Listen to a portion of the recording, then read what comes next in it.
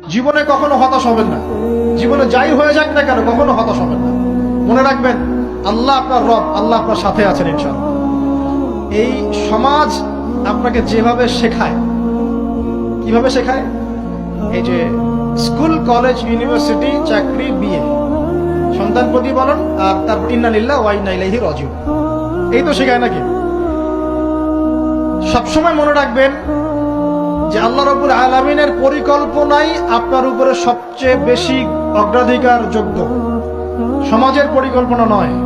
পরিবার আপনাকে চাপ দিচ্ছে, চাকরি পাস না, পড়াশোনা করিস না, হ্যাঁ পড়াশোনায় কেন তুই 80 নম্বর পাইলি না, কেন চান্স পেলি না, কবে চাকরি পাবি, কবে আমাদেরকে দেখবি, খাওয়াবি, পড়াবি, এই যে চাপগুলো চারপাশ থেকে আসে কিনা, এতে করে অনেক যুবক দেখা যায় মাদকাসক্ত হয়, অনেকে দেখা যায় আত্মহত্যা করছে ইদানিং, করছে কিনা ভাই?